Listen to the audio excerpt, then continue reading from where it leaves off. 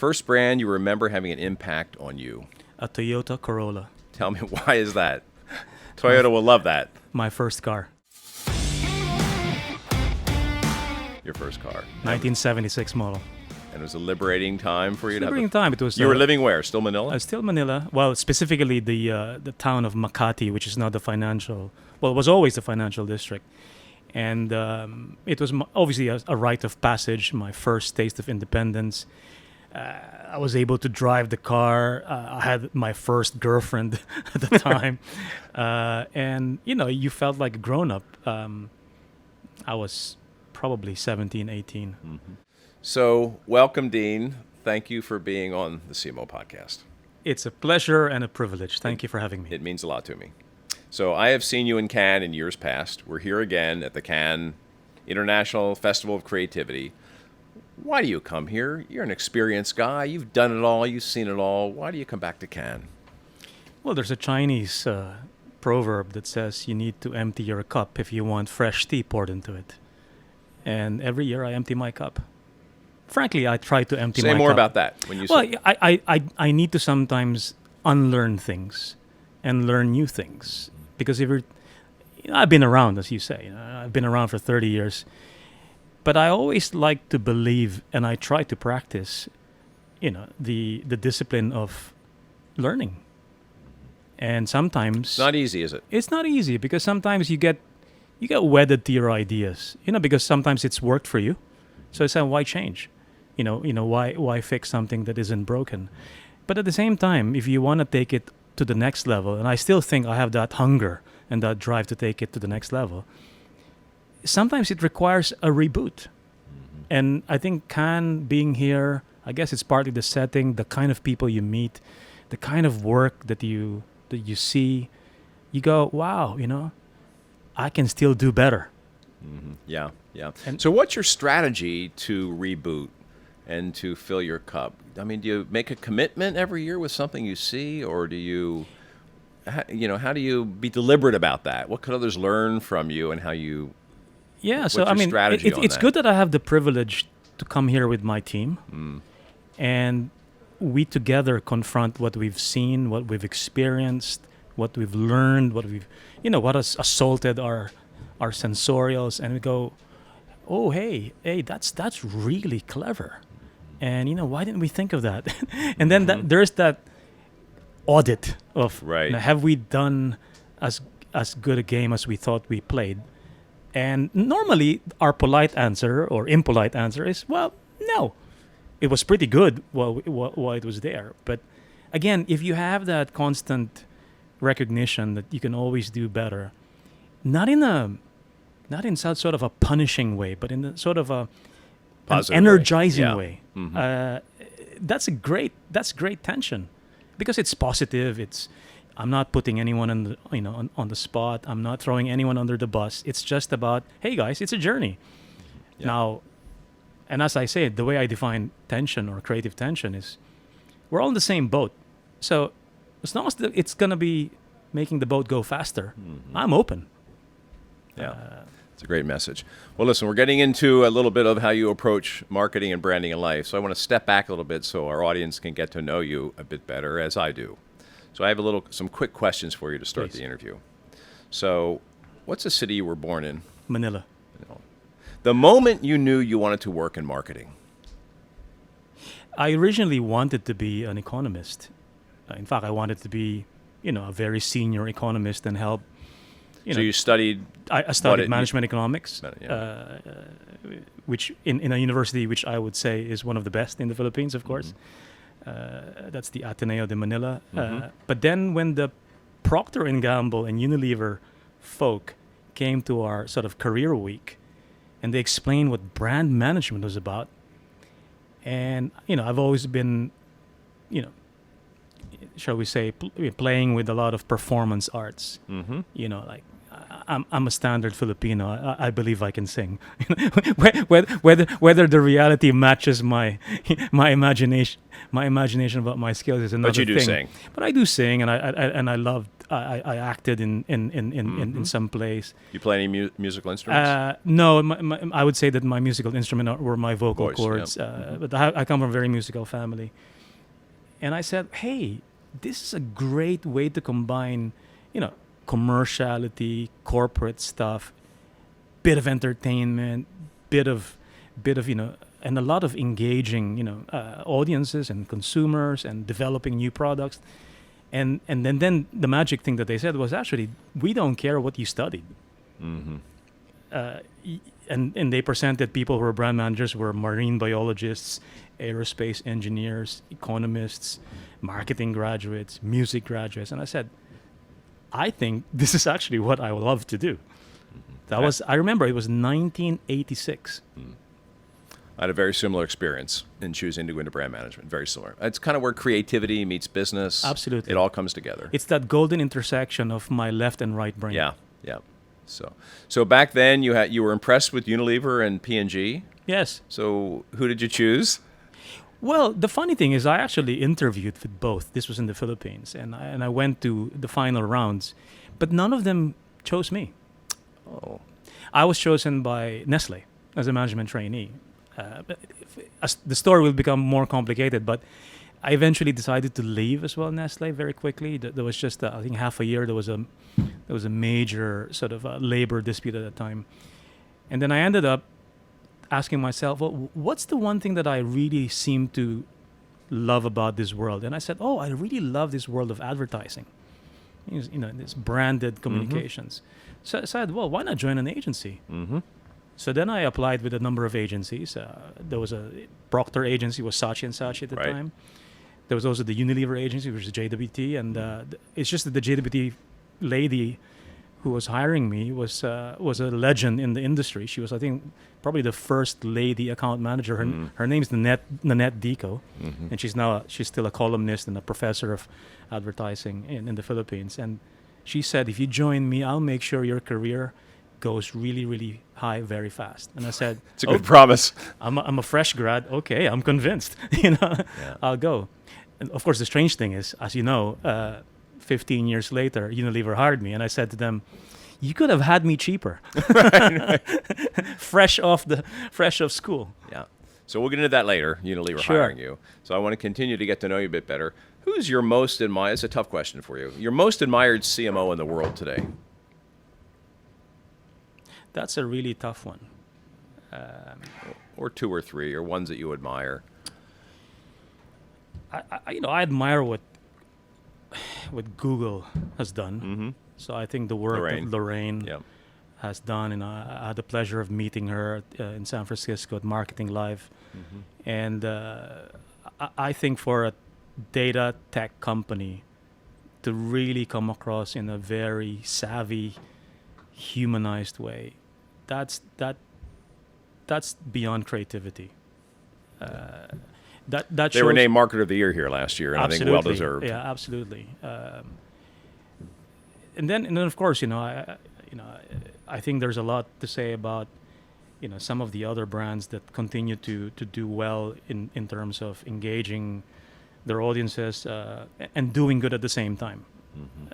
But I think Google is the thing that comes to my mind because they're also great partners for our brand. Yeah, I bet they are. So best agency you ever worked with? Ooh. I told you this interview would be easy. I think I'm going to end up disappointing others. I want to say that I have a lot of respect for the classic JWT. They have had their lapses in terms of creative power, but I never question the sharpness of their brand strategy thinking.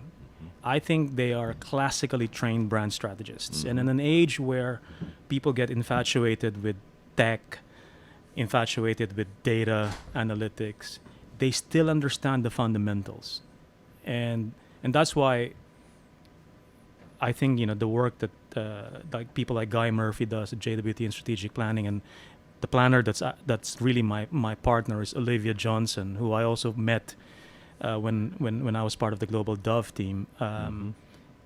I have a lot of respect for what they do, and I also have even more respect for the fact that they really keep me honest. They challenge me when they have to, and that's what partnership is all about. Yeah, we don't see that enough, do we? No, and I think it's whenever I speak to some fellow clients and they constantly complain about their agencies, I always ask a very cheeky question. I said, "Oh, so you mean the ad that you're complaining about was aired by the agency without your approval?"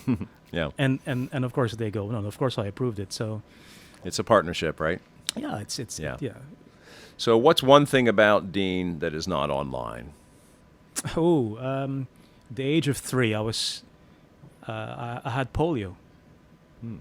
And they don't know how I contracted it, but my left leg was completely paralyzed, and I had braces. I was walking with a limp, and I remember my mom was really dejected, and she couldn't understand what happened. And at that time, this was 1970 in the Philippines, and they thought, it's because you were swimming in a swimming pool where other people were, and it was probably full of bacteria and viruses. But anyway, I was subjected to some experimental electrocution-based treatment, and for some reason it worked. And I remember vividly an image where the doctor was using this, I don't know what you call that, like rubberized hammer that doctors have. Right. And for reflexes. And when he struck my knee, I remember that I kicked up, and everybody in the room started crying. Oh. So I have a very vivid image of that. I don't think I'm romanticizing that memory because it's always been in my brain. It's a very strong implant. And to this very day, I'm very blessed that that it somehow worked. And the strange thing is, I did a lot of football and I did a lot of taekwondo, and if I'm right-handed, I'm left-footed, if that makes sense. Interesting. So that's a bit of a paradox. That's the leg that I actually am more comfortable. And that's the leg you had trouble with. And you're more comfortable with. That's the leg that was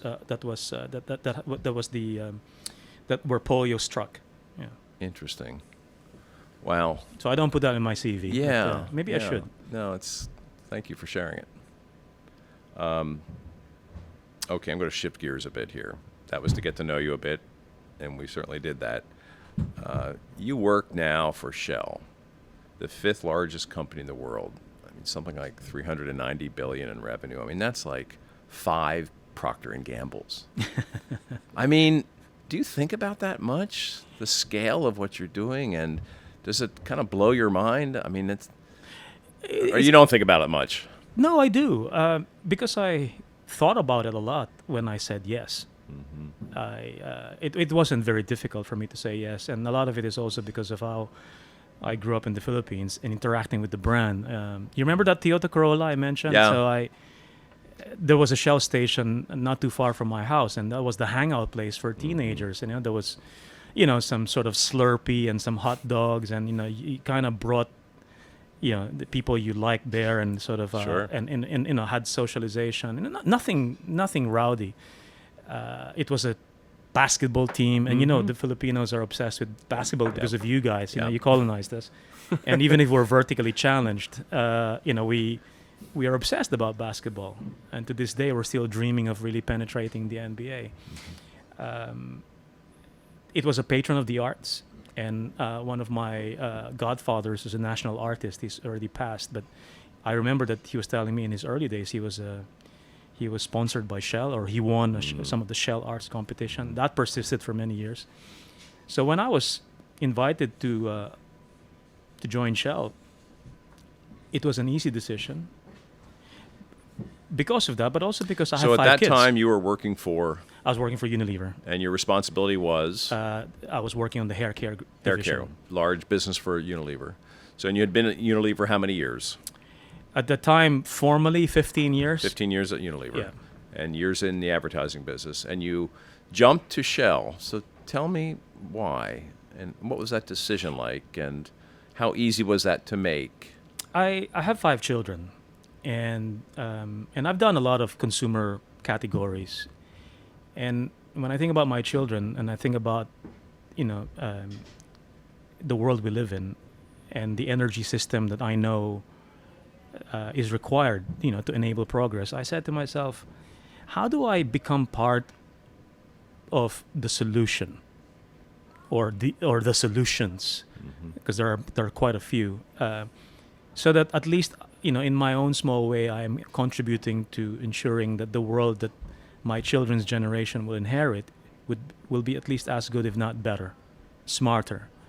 And I wanted to use my marketing brains to see how can I help the leadership of Shell really recognize how to also not only do what they have to do, but also to engage its stakeholders, its customers, that this is a journey that we all need to go through together, that you can unleash these ideas and innovations by collaborating with a number of sectors.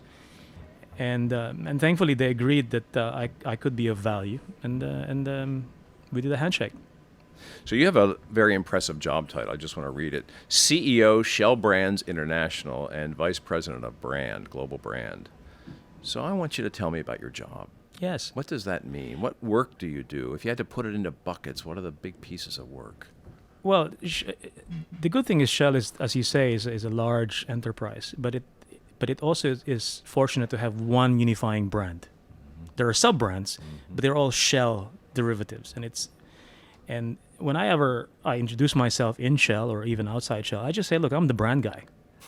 Yep. I'm the brand guy of Shell, and I look after the master brand, the corporate brand, however you put it.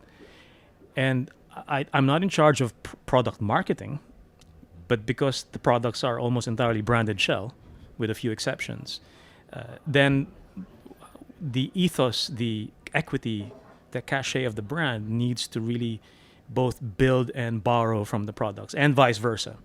And that's what I'm responsible for, which is how do you plot the future of this brand?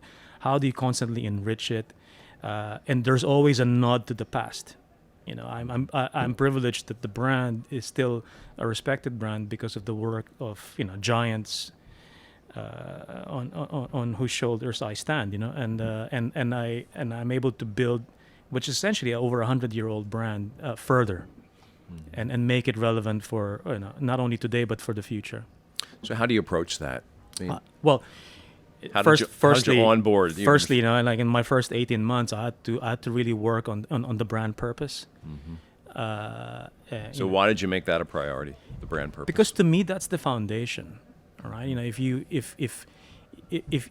you are able to really be clear about what the company seeks to be about, that's the North Star, and that's what will really guide your choices, your content, and your conduct. And that's very powerful. And from there, inductively, you can then determine, well, what do we do next? So should that shape our portfolio? How should that shape the way we engage with stakeholders, customers, and everybody else that we have to work with? And that's why I like that trifecta of if it's not materially impacting the choices, the content, and the conduct of the business, then all of these purpose statements that you see are basically sloganeering. That's about as good a definition of brand purpose as I've heard. And there's a lot of confusion around brand purpose. People think it's something to the side. I'll run the business and I'll do the purpose. But that's a beautiful definition. Where did you get your conviction in that? Was it at Unilever, through experience there, or is it something deeper? I think it's deeper. I think it's because of how I lived and how I grew up in the Philippines. And the people that I admired the most were always the people who were able to be agents and leaders of change, positive change. The Philippines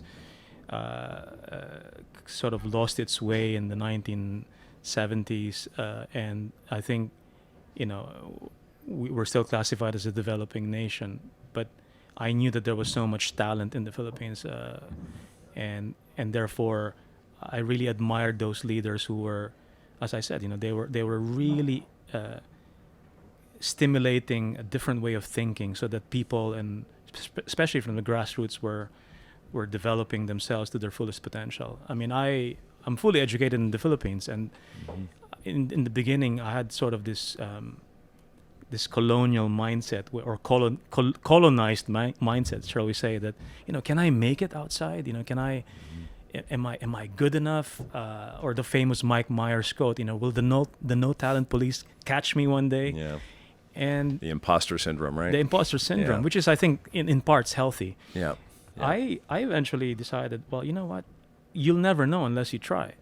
So the moment I had the opportunity to do something that would take me to other markets or have more markets to be responsible for, I grabbed it and I said, look, the only way to know whether you're really good enough is to try. And thankfully, it's really paid off well.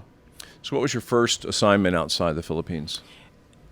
Maybe the first assignment where I was responsible for more than the Philippines was when Unilever made me in charge of the innovation center for deodorants for Asia. And at that time, it was based in Sydney, and I was working in Manila. And sometimes they say you never know where a moment can mean more than the moment. Yeah. I was going to a low-income consumer forum of Unilever in Mexico City, Distrito Federal at that time.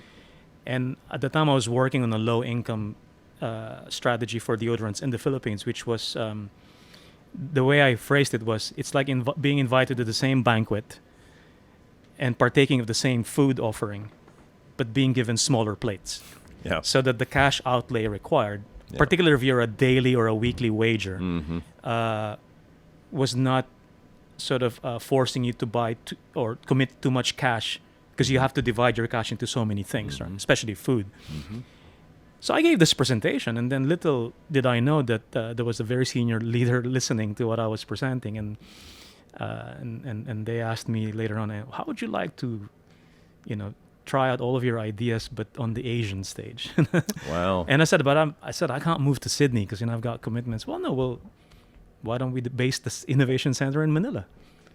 And that's what happened.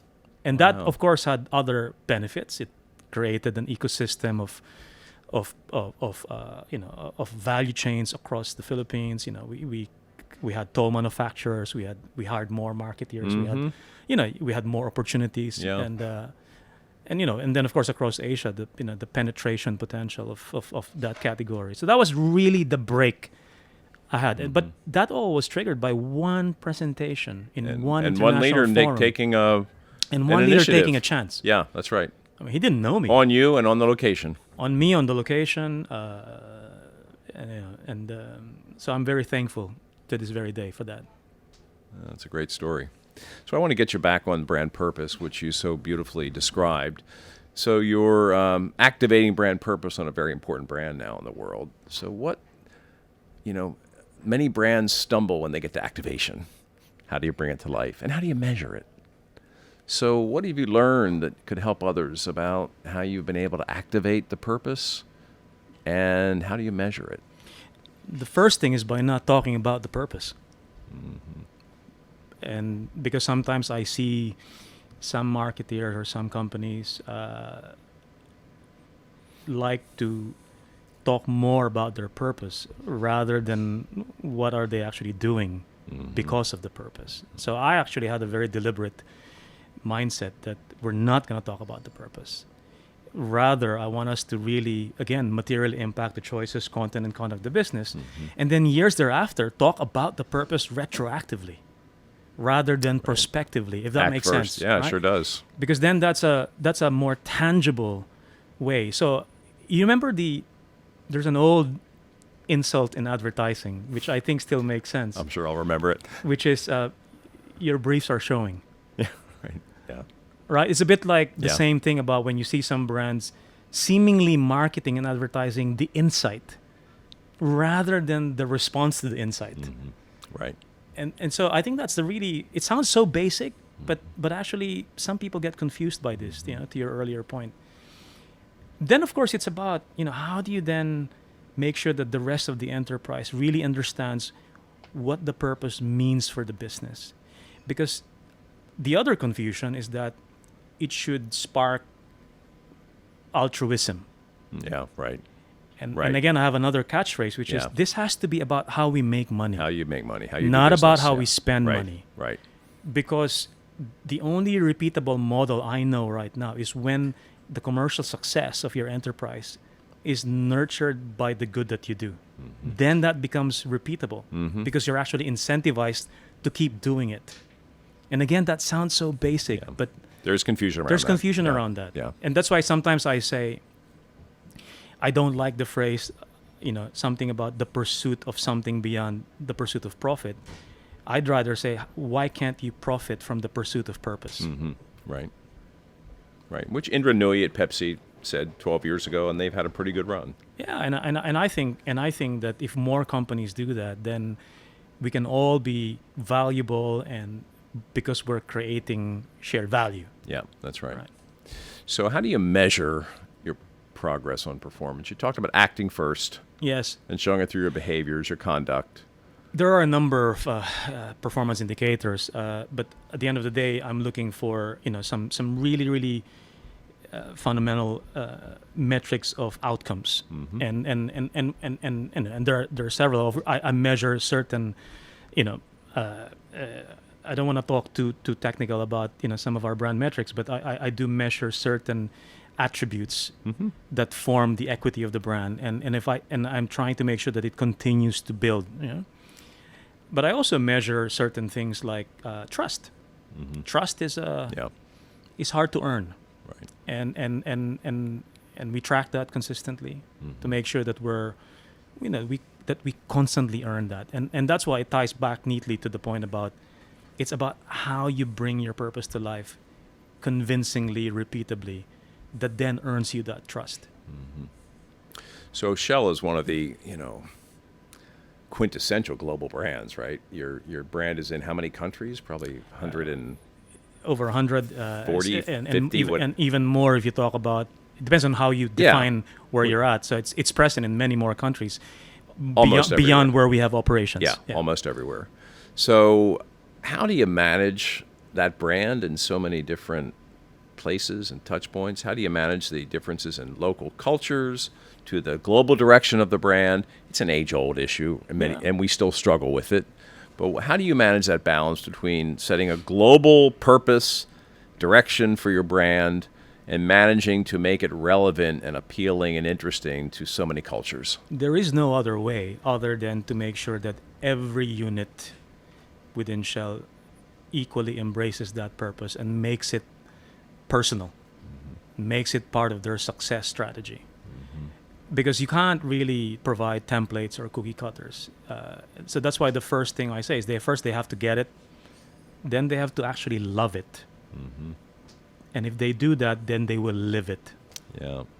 And that's why I've been working very closely with a number of units across Shell to make sure that they're really going through that journey of I get it, I love it, I live it, and embed it in their strategies, in their plans, in the way they populate the funnel of growth initiatives. It needs to be filtered primarily by our sense of purpose. And then once they do that, once they get it and they love it and they're living it, you give them freedom to execute. Well, it's not even freedom that for me to give. They have the autonomy, they have the responsibility, especially the P&L to make sure that is the success strategy.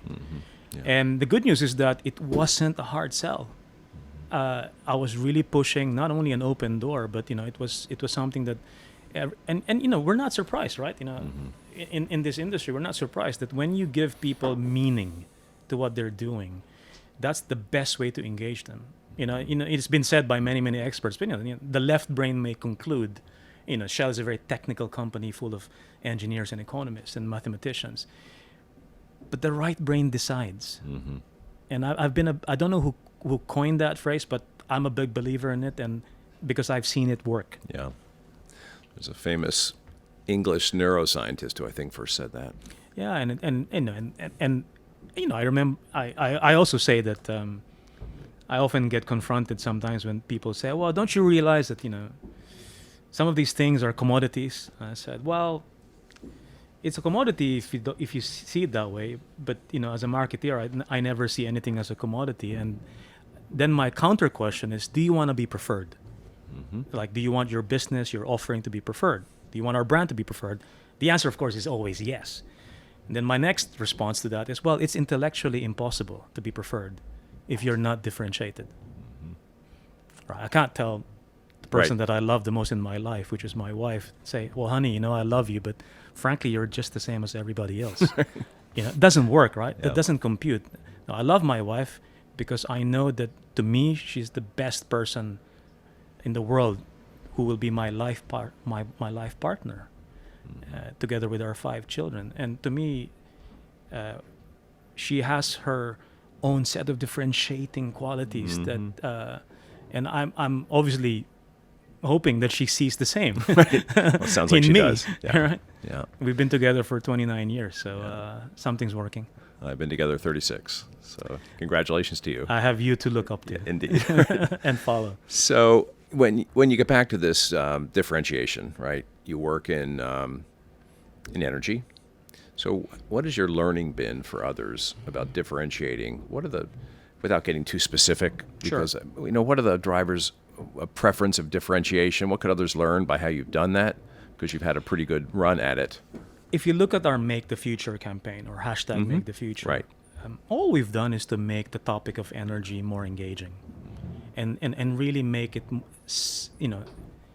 simpler things to digest. Because I think most people don't really wake up each morning thinking, where's the energy coming from? Yeah, right. Or this thing that I have to charge, this gadget, or what fuel I'll put in my vehicle if I have a vehicle.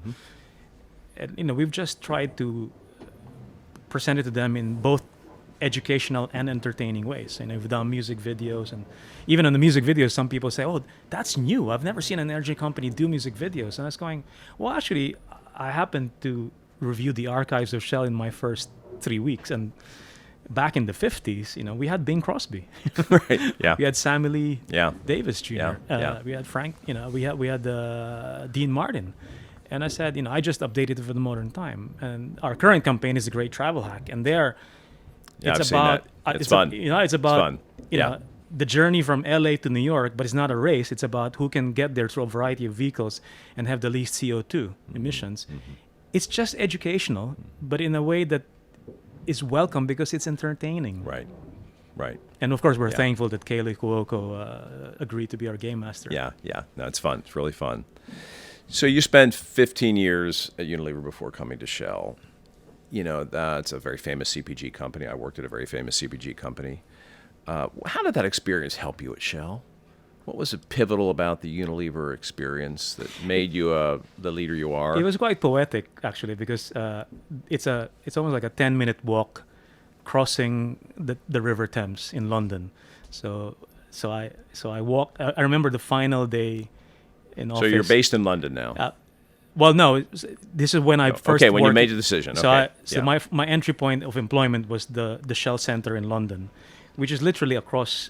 It was on the south bank of the River Thames, and Blackfriars is in the north bank, and it's literally a 10-minute walk. You cross Blackfriars Bridge from the Unilever headquarters, Unilever House, to the Shell Center, which is right in front of the London Eye, and in crossing that river, the realization hit me quickly that you're leaving a world where, a bunch of marketing and brand savvy folk, where the name of the game was, is your idea better than mine? And in Shell, with all humility, I think that the name of the game isn't so much that, but why do we need you? It's a game of relevance. And, what new thinking can you bring to the table that can really help? And that was a very humbling realization, because it's not as if I can just say, well, I did this in shampoo or I did this in deodorants, and I knew nothing about the sector other than what everybody else can read about, and I knew it wasn't about my experience in hair oils.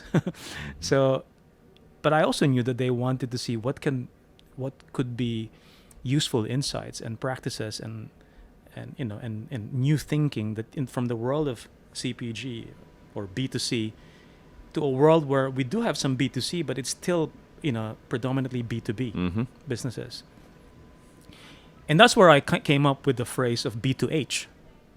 said it doesn't matter where it's B2B, B2C. B to humans. It's always B2H. It's always business to humans. And in fact, I was reassuring my B2B friends at Shell that, in CPG days or even our B2C businesses, you don't really know enough customers to make up a significant part of your business. That's why you rely on market research. But in B2B, 80% of your business is down to customers that you can physically, mathematically spend a lot of time with. And therefore, the humanization of the brand becomes more real because it's a much more intimate relationship versus, let's say, just, mass marketing of CPG products. Does that make sense? No, it totally makes sense. Yeah, I mean, often I hear, marketing's not as important in B2B, and I said, yes, it is. You're still trying to understand people and build a product and service to delight them. Oh, my marketing learnings have, I'm not exaggerating, tripled when I really engage with the fundamentals of B2B. So all of these principles, humanizing your brand, making sure that you understand the difference between buying and buying into, this actually plays out even more dramatically in the B2B platforms. And that's why LinkedIn is an important platform for me in Shell and with the Shell brand, particularly with the... Say more about that. Well, I think LinkedIn, you don't go to LinkedIn for reach. There are other platforms for that. But with LinkedIn, I find that I can be much more targeted on certain professions, certain customers, particularly in B2B, where you can really go for depth rather than breadth. And I think the quality of the engagements there, we find, particularly in areas like thought leadership, we're a big advocates of STEM, and we're also big advocates of bridging the gender gap in STEM, especially engineering, because we can't make the future of energy happen if we only listen to one side of the equation. Yeah. So tell me, you came in from Unilever and you made that switch, and it was about relevance. How did you build credibility? How did you start up? How did you balance the tough tension between leading and doing something and wanting to get into the business and results, and listening and learning? So what could others learn from your... I of course have to give credit to the Shell leadership, particularly the executive committee, for giving me the space. I remember my first few meetings. They must have thought, where did we hire this strange creature from? But you know what? Were you asking different questions? I was asking different questions. I was telling them some things that I don't think they've heard before. But I can go on and on about specific things I said, but I think the best answer to the question is I've always retained my personal brand. I've always been the same Filipino boy who grew up in the streets of Manila. I've always maintained the same tactic of, whenever I'm confronted with something new or complex, I try to explain it to the 12-year-old version of myself. And if I can do that, I have completely decomposed the new thing or the problem. And I guess I was just a straight talker, and I didn't come up with fancy marketing stuff. I just said, look, forget marketing. Let's talk about our customers. If you want to learn how we can understand them better so that we can really delight them, if you want to call that marketing, I'm fine. If you want our brand to grow in value, in the depths of connection, you can call it anything. But those are the two things that I really wanted them to understand. And sometimes it required changing things. But I don't want to change things unnecessarily. You know the old marketing, the new brand manager syndrome, where I've got to launch something new, and that's what happens with SKU proliferation, right? Yeah, got to make my mark quickly. In our old days. Yeah, that's right. So what's the biggest difference in marketing Unilever versus Shell as a discipline? Well, I think the marketing profession in Unilever is obviously far more developed. It's a house of brands. Right. That's a big difference. Whereas Shell is a branded house. Yeah. And I'd like to think that the Proctors and Unilevers of the world probably would would not mind having such a powerful brand that unites the whole company, Sure. right? And it's more efficient that way in many ways. I think that's one difference. I think the second difference is because it's not a fundamentally marketing orientated company as CPG companies are, it's also more humble. Mm-hmm. In the areas of marketing, it doesn't pretend to know. Mm-hmm. It doesn't pretend that we've got our game sorted. So we hardly talk a big game in the areas of marketing and Mm-hmm. brands. We just really have the philosophy of who are the best, what can we do to learn, Mm-hmm. and then what can we pivot with. Right. How do we pivot to even be better? Mm-hmm. And I think it's that humility, that Yeah. going back to the start of our conversation, that constant emptying of the cup, Mm-hmm. that I think before you know it, we're gonna be up there hopefully one day. Mm-hmm. That's great. So what do you love most about your role now? You're 5 years into it, 5.5 years into it. What do you love most? And on the other side of that, what, it sounds like nothing drives you crazy, but what would you like to change? What do you love about it? What would you like to change about it? I love, you talked about the size of the company. I like the fact that I'm exposed to the entire breadth of the value chain. Yeah. Whereas, again, when you grow up in a CPG company, unless you become like Jim Stengel, you really are pretty much locked into a particular category or division. Right. And, like at Unilever, I knew the foods guys, but frankly, I never really had to interact with them. Whereas in Shell, I'm interacting across the entire company. Both the businesses themselves, the functions, and that's really rich. And I've learned so much in the last 5 years that, without disrespecting anyone, I'd say I wish I came earlier. Yeah, I know the feeling. Yeah. Like I wish I did this earlier. I wish I took a risk earlier and ventured out there. Mm-hmm. And how are you a better leader now than you were when you came in?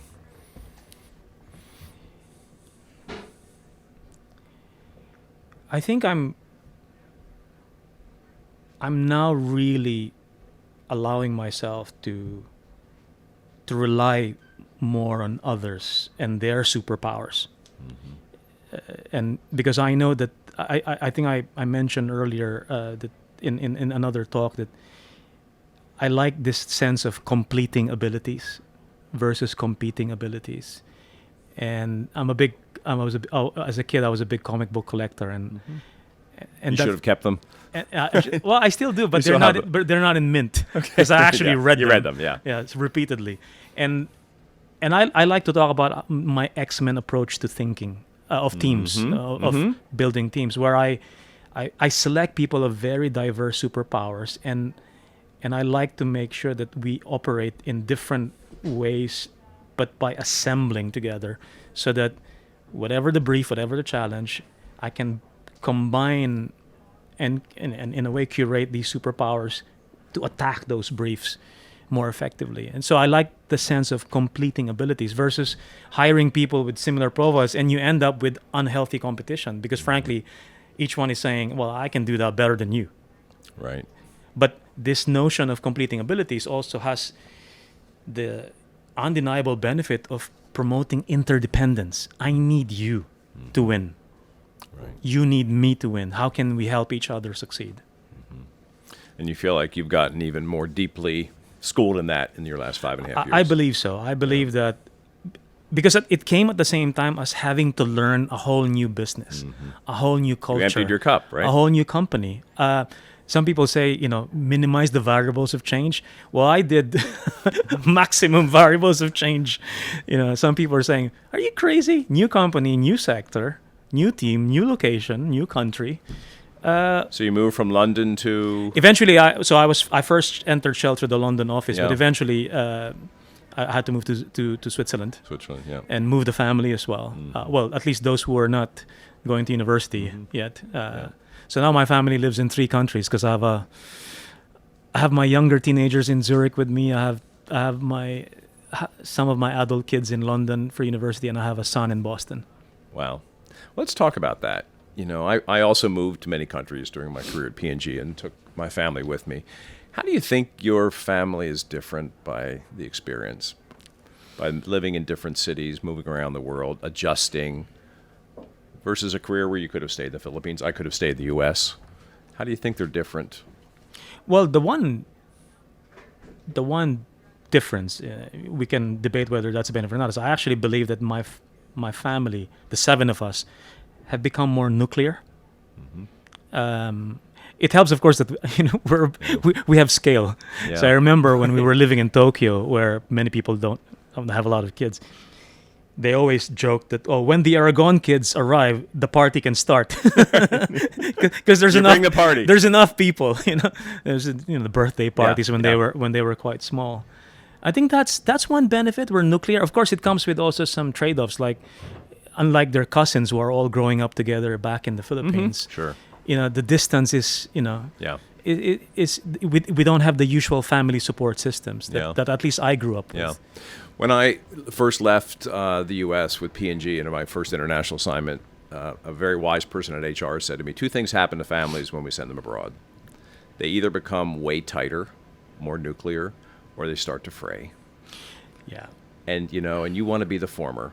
And here are some tips to be the former. And I think, same as you, I think our family just became but I made some super tight. But I made some mistakes, which I'm happy to own up, because I learned from them, and eventually I reconciled with some of my older kids, because there's no handbook really on fatherhood, and especially there's no handbook on fatherhood where your kids grow up as third culture kids. Right. So I was still applying Filipino parenting beliefs and methods on children who did not grow up in that environment, and imposing it on them, and it didn't reconcile with the world they were living in. Right. And I can talk. So how does that manifest itself? Well, I think my eldest daughter, and she's going to be embarrassed by this, Nina, she and I had a falling out when she was like 14, 15. But then I realized, oh my God, it's like, I understand that her responses are not exactly what I would agree with, but I'm the cause of this, because I'm imposing, as I said, this sort of one culture on a different culture, and ignoring the realities that they were living through, and plus the struggles of being a teenager. Sure. Right. So when she turned 17, by then we had already worked our differences, and I remember that I was celebrating my birthday at the time, and she posted on Facebook, "Hey, happy birthday, Pops! Thanks for being my friend again." Oh. And I was. You had damp eyes. Well, more than that. Yeah. I cry easily, and Yeah. I was like, I was really a wellspring of tears, and that was a turning point. Now, not only are we friends again, I think we're best friends, and she and I like hanging out together, and she looks forward to when I visit London, and we. And food is a big part of our family. Oh, yeah. And so we always look for what's the next foodie place we can visit. Yeah. Well, you're here in Cannes to refill your cup. What other things do you do to stay fresh and sharp and on top of your game? I mean, what do you do in terms of mental stimulation, exercise, relaxation? What could others learn from how you stay creative, how you stay on it, right? How you not get in a rut? I'm a voracious consumer of literature, history, cinema, pop culture. And by that I mean I really devote time to immerse myself in this world. So over the weekend, took the family to Art Basel. Phenomenal, Yeah. And I was, in fact, I posted in my Instagram account, the kind of art pieces that blew me away. Of course, almost all of them are affordable. If I canceled all the university education of my kids, only if.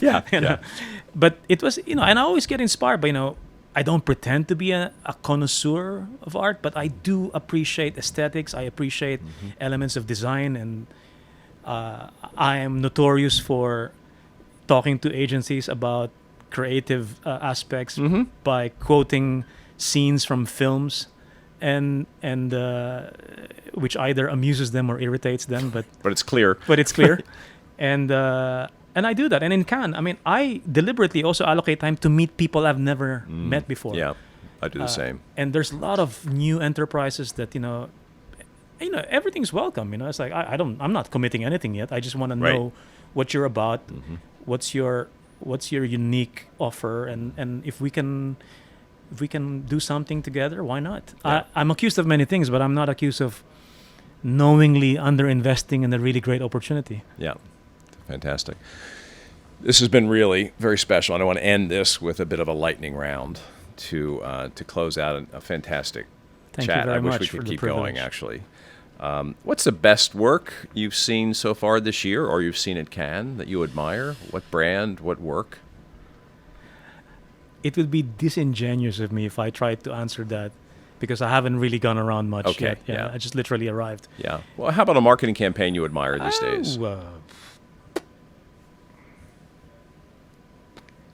I'm really struggling with that question. I always struggle with that question. Yeah, I like a lot of what Burger King's doing. I think Yeah, they're a so, creativity machine. Yeah, Of course, Nike. It's 30 years of just do it, and they stay fresh. I mean, it's an. I agree with your assessment. Fernando Machado is a guy I know very well. We came from the same school of Unilever. Yeah, he's a great leader. And he's a really great innovator. I admire him and his work. I'm a big fan of Nike, and I've always been. I use a lot of Nike products, so I guess that makes me biased. Yeah. But I do believe in what they're trying to do. I love the fact that they constantly unleash the athlete and people, whatever that great means. purpose, yeah. Whatever that means. Yep. Whatever that means. And And they've kept that fresh and relevant for 30 years. I think so. I don't think they should ever leave Just Do It. I don't either. Right. It's the manifestation of their purpose, right? Absolutely. Yeah. So what's a brand you cannot live without? Ooh. If I took it away, you would really miss it. Well, my family is somehow tied up to the Apple system. Right? Yeah. So especially because we That would be hard. bought a lot of music and films, and but I will say this: I love the camera of my Huawei P20 Pro, and I in fact love the fact that I posted some pictures, and my friends from Google said, "Oh, you must have taken the camera, the picture with the Pixel 3." And I said, "Sorry to disappoint you, but it's a Huawei P20 Pro." That's great. And it's an Asian brand. Yeah, for sure. So So what's your go-to food and drink? You just described that, your breakfast, right? Anything beyond that? I'm a bit of a food racist. Yeah. So Filipino? I love Filipino food. Yeah. I love anything Asian. Yeah. So when I'm in London with my two daughters, a standard go-to place is Soho, Yeah. and Yeah. rich variety of Asian food, Yeah. and I just love the edge of the flavors and the spices. Yeah, I do too. Absolutely. So a book you're reading right now that's important for you, or one you've read recently? Well, I'm going to read the book by Steven Pinker Yeah.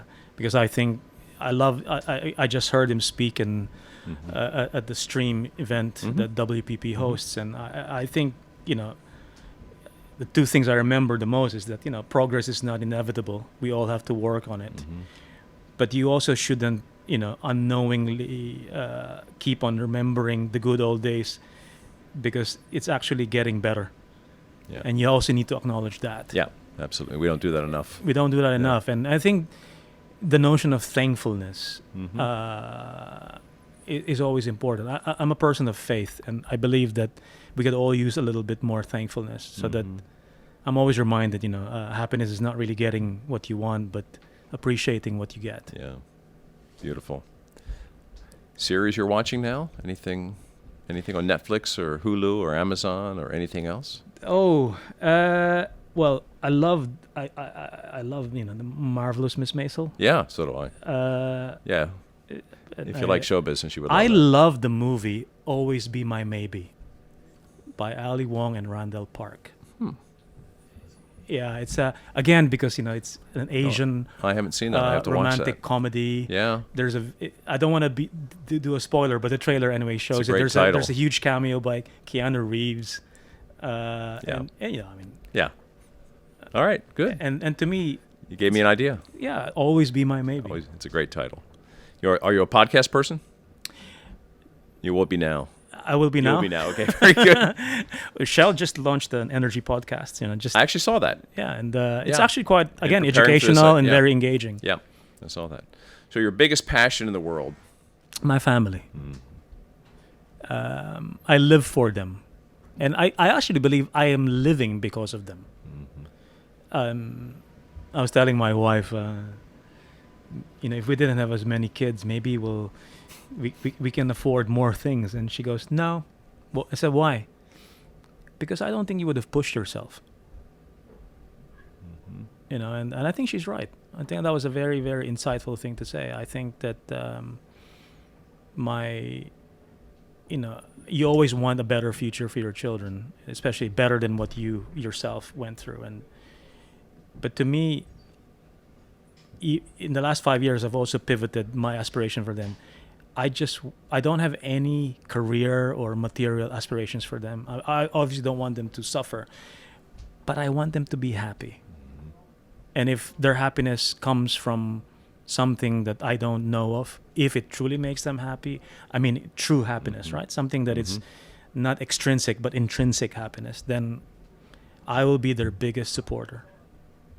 Because I also believe that, I don't know about you, Jim, I don't know many people who are world-class at something that they're not passionate about.